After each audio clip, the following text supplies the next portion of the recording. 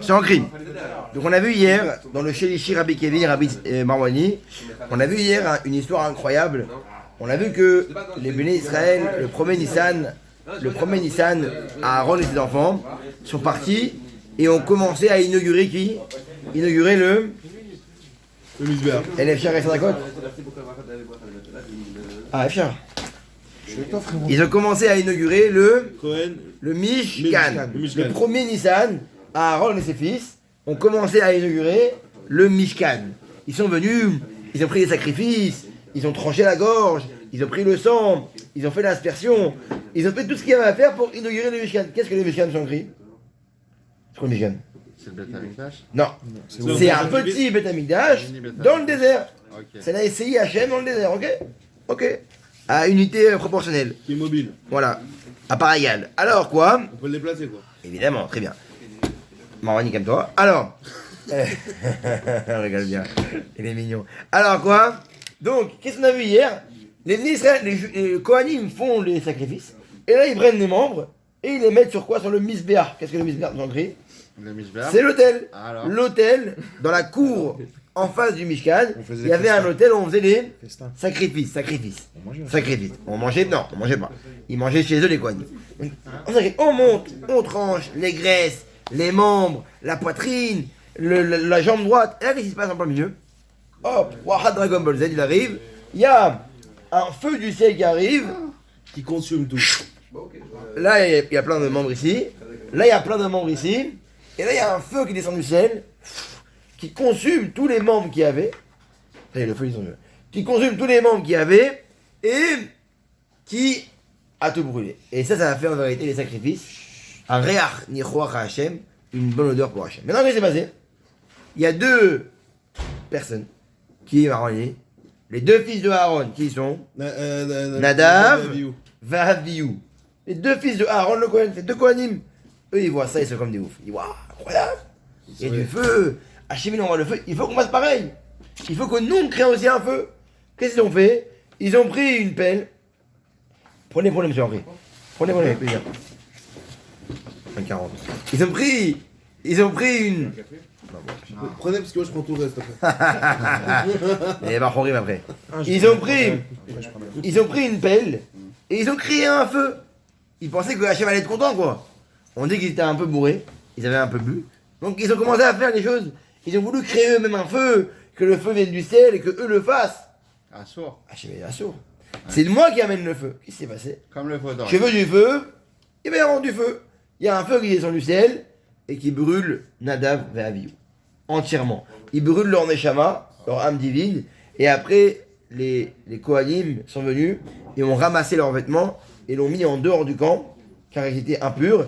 Et de là, Hachem a dit qu'une personne qui a bu de l'alcool ne devra pas s'approcher de l'endroit saint, du Mishkan, de l'endroit saint. Celui qui est bourré, il reste à la maison. Eux, ils étaient un peu bourrés, on dit qu'ils étaient un peu bourrés, ils ont fait une bêtise, ils l'ont payé malheureusement. Vu qu'ils l'ont payé, il fallait plus venir avec l'alcool, ok? Ça c'est quoi? C'est le chichi. Passons au révi. Tout le monde a le révi? Ici, en bas de la page Marwani. Révi. Alors, Waidaber Moshe el Aaron, ve'el Elazar, ve'el Itamar Banav. Oh, maintenant qui reste? Il y avait 4 fils de Aaron. Nadav, Avihu, Elazar et Itamar. Donc Nadav et Avihu, il n'y a plus, ils sont morts. Il reste qui? Moshe va parler à qui? À Aaron et aux 2 fils restants qui sont Elazar et Itamar. À Notarim, ceux qui restaient. Donc, ceux qui ne sont pas morts en vérité. Qui est resté en vie? C'est qui? Aaron, Elazar et Itamar. Oh! Ça veut dire que même si il n'y a pas ceux qui dit, ah, il est parti parler à ceux qui vont rester. Alors, ils ne sont pas morts, pourquoi ils sont restés? On dirait qu'ils devaient mourir et ils sont restés. Même eux. Oui, même Elazar et Itamar et Aaron, ils auraient dû mourir. Pourquoi? Pas à cause de la faute du feu. À cause de quelle faute? On a vu avant. Qu'est-ce qui s'est passé avant? Avant, qu'est-ce qui s'est passé? Le veau d'or. À cause du veau d'or, même Aaron, Elazar et Itamar auraient dû mourir. Qu'est-ce qui s'est passé là-bas? Pourquoi ils ne sont pas morts, Dan? Parce que Moshe, il a prié. Moshe, il a prié et il a annulé la moitié des personnes qui devaient mourir. Normalement, qui devaient mourir, les 4 fils. Et Lazare et Tamar, Nadav et Avihu. À cause du veau d'or et à cause de la faute de l'alcool. Et quand Moshe a prié, il a annulé la moitié. Qui est mort? Que deux. Qui? Nadav et Avihu. Pas Elazar et pas Itamar. Donc grâce au mérite d'être fait de Moshe, Elazar et Itamar ont été épargnés. Alors maintenant, que dit Moshe à Aaron et à Elazar et Itamar? Kechou et Amincha. Maintenant, prenez et Amincha, comment dire, le sacrifice. Quel sacrifice? Meïché Hachem. Donc, on a expliqué hier avec tout le monde que c'est quoi un mincha. Quand un mincha, c'est quoi? C'est un sacrifice qui est fait à base de quoi? À base de farine, de fines fleurs de farine, de belle farine. Mincha. Korban mincha. C'est pour ça que ça a à voir avec la prière de l'eau. Non, rien à voir. Là-bas, c'est par rapport au korban tami de mincha, au sacrifice journalier. Donc, il dit prenez un mincha. C'est quoi un mincha? On a dit, Rémi. Farine avec de L'huile d'olive. l'huile, pas l'huile d'olive, de l'huile. De l'huile qu'on faisait avec à quoi? Des pains, des matzot. La prière journalière qu'on fait aujourd'hui, ça remplace les... Non, des sacrifices de bêtes. Des bêtes journalières. Là, on parle d'un autre sacrifice. On parle de sacrifice fait à base de farine. Veichlua matzot etzel amizbeach. Et qu'est-ce que vous allez faire? Vous allez faire avec ça des matzot. C'est avec de l'huile. Comment on fait des matzot? On prend la farine, on prend l'huile, on mélange, Dan, calme-toi. On prend la farine et on prend l'huile, on mélange et on fait des matzot.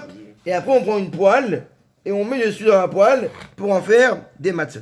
Dis Moshe à Aaron à ses fils, prenez cette farine-là et de l'huile, faites des matzot et mangez-les.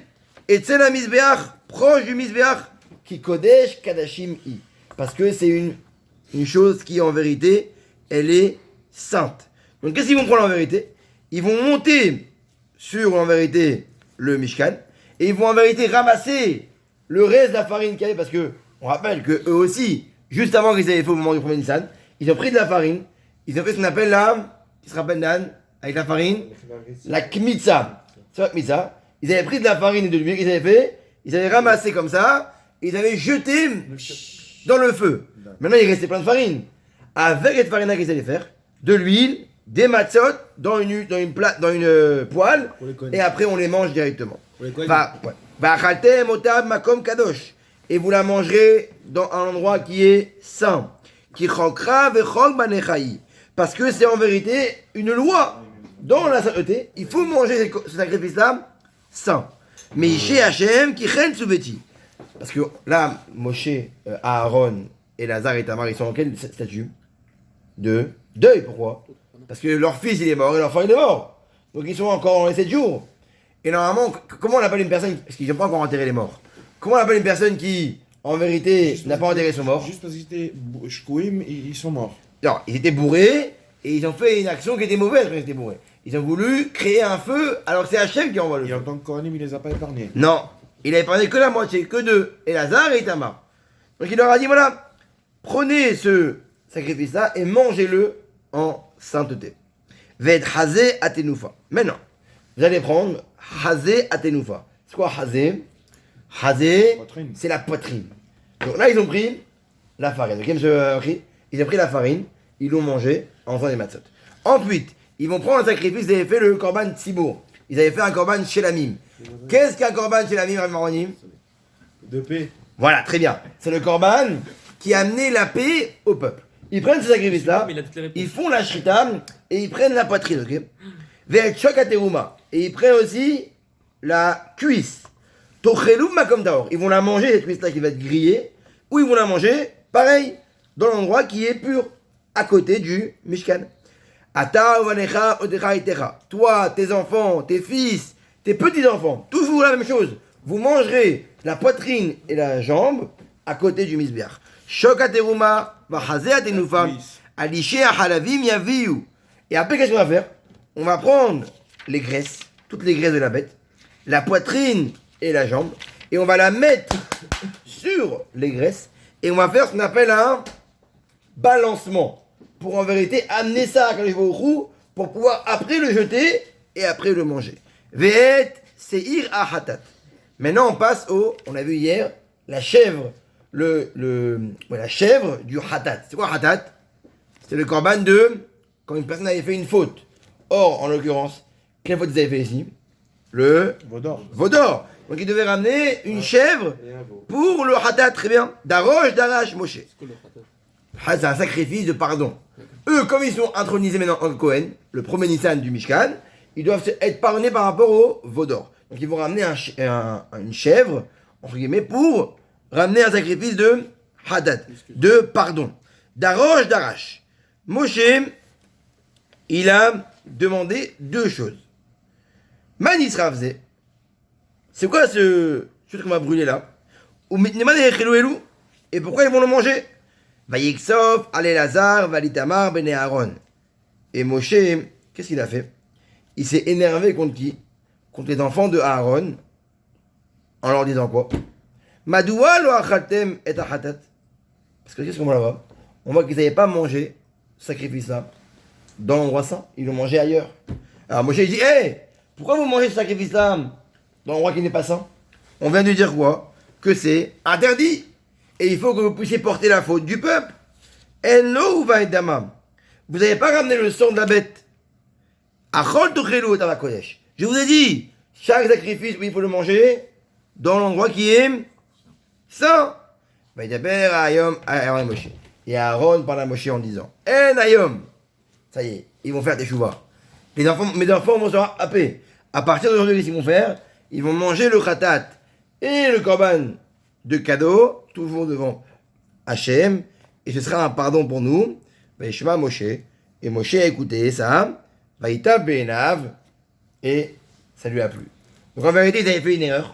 Ils voulaient manger en vérité le sacrifice dans l'endroit qui n'est pas saint.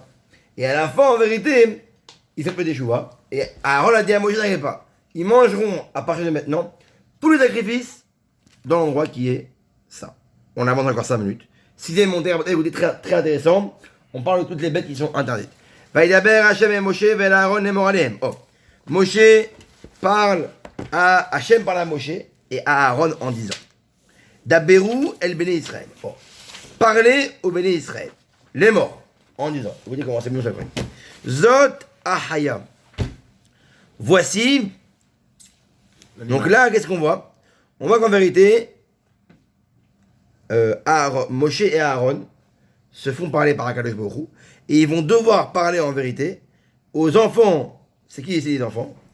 C'est pas tous les Itamar ministres. et Eliezer. Très bien. C'est Elazar et Itamar.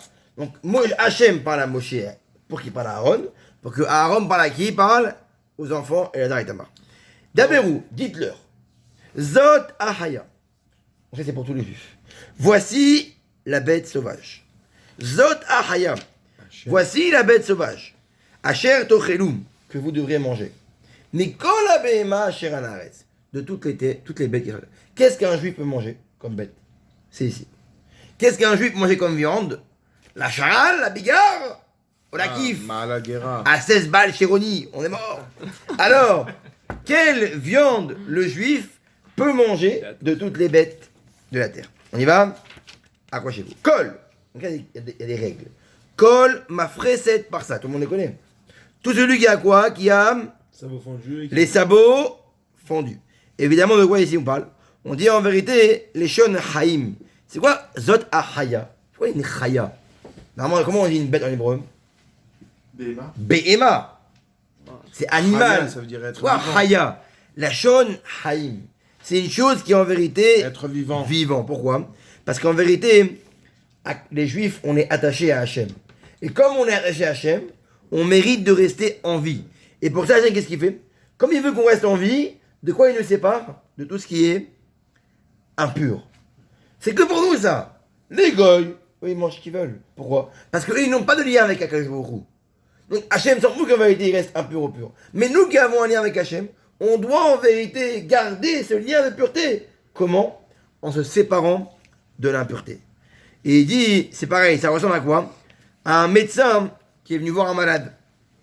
Alors il lui dit voilà, mange ce que tu veux. Mange ce que tu veux. Et qu'est-ce qui se passe?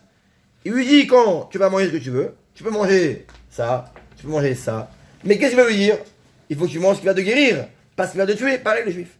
Va manger ce qui va te guérir, ce qui va te laisser en lien. Un bataille. Quand on mange, alors oui, on kiffe, on mange, voilà. Ça, c'est un pain au chocolat, mais ça, un bataille. Pour un juif, pour un goy, c'est un simple pain au chocolat. Alors bon, j'espère que les commerçants vont pas goûter ça parce que sinon ils vont tous dire 4 balles de pain au chocolat, t'es content, c'est pas assez cher. Mais pour un goy, ça c'est un pain au chocolat. Pour un juif, c'est quoi ça? C'est pas un pain au chocolat. C'est un moyen de pouvoir garder un lien constant avec Akadosh Baruch Hu. Prière. Comment faire? La prière. La prière. Le fait que ce pain au chocolat, oui. Donc, ce pain au chocolat, qu'est-ce qu'il faut dire de ça? Ce pain au chocolat, d'abord ils ont fait une pâte. Donc quand ils ont fait une pâte, ils ont pris de la farine qui a été surveillée, c'est-à-dire quoi? Tamisée, où il n'y a pas d'insectes. Ils ont mis de l'eau qui n'était pas mélangée avec autre chose. Après, c'est un juif qui a allumé un four. Après, quand ils ont fait la pâte, qu'est-ce qu'ils ont fait? Comme ils ont fait plus de 1,6 kg, ils ont fait quoi? Bon. La pacha chala. Ils ont prélevé la chala. Après, il y a un magier qui est venu à 1200 balles et qui a vérifié. Ensuite, qu'est-ce qui s'est passé?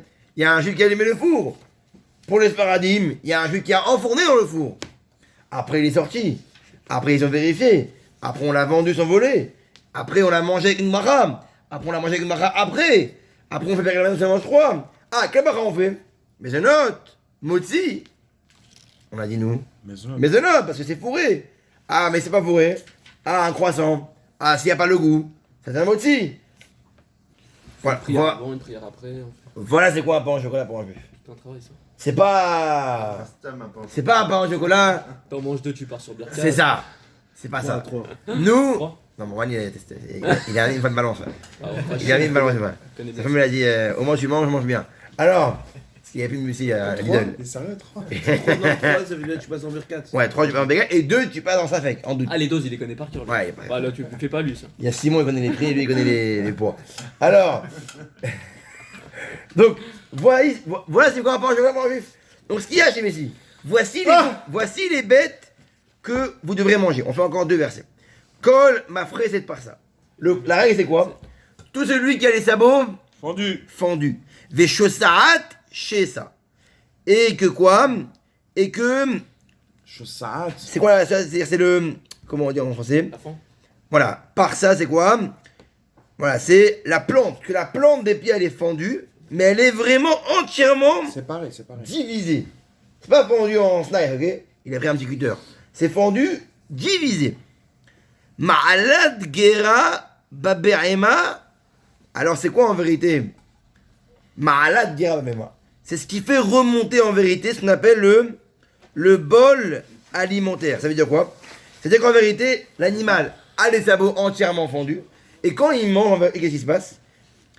Il fait remonter et renvoie les éléments depuis l'estomac en les faisant revenir dans sa bouche pour les écraser et les mastiquer. Waouh! En vérité, l'animal qu'on parle c'est quoi? C'est un animal qui a mangé, qui a avalé et qui a fait revenir la chose qu'il a mangée. Il a ingurgité pour le ramener et après le mâcher et après à la fin il le mastique. Ça en vérité c'est l'animal qui rumine, Razak. Il y a les sabots pendus et le ruminage. Regardez. Qu'est-ce que le ruminage? Qu'est-ce que le ruminage? Ah, très bien. Oh, il se quoi fendu? Il faut que ce soit fendu d'en haut et d'en bas. En bas. On a un exemple ici avec Ah, le le gamal. cheval, Voilà, regardez. Il est fendu Le qu'un cheval, petit c'est peu, pas il est fondu. pas caché. Regardez. Le cheval, c'est fondu que Voilà. à moitié.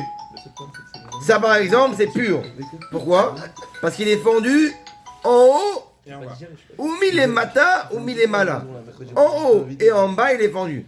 Alors que le gamal, regarde le chameau, lui, en bas, c'est rattaché, et en haut, c'est fendu. Il faut que ce soit entièrement fendu de haut en bas. Et il faut qu'il rumine. Dernier pasouk. La girafe. Achedze. La girafe, elle est Ah, on va voir. Non, ouais, bien sûr. Achedze l'autochelu. Mima ale agera ou mima prissé à part ça. Oh. Il dit par contre, il y en a un qui s'appelle le chameau, qui lui en vérité, il rumine et il a sa peau fendue. Le chameau. Mais quoi? Lui, sur sa peau, il n'est pas fendu. Lui, il n'a pas sa peau fendue. Donc lui, on ne pourra pas le manger. Alors bon, on finira demain avec tous les animaux. On Et la parle, girafe, la girafe. on parle du daman, du lapin, du lièvre. La girafe, c'est quoi la parole de la On a un problème de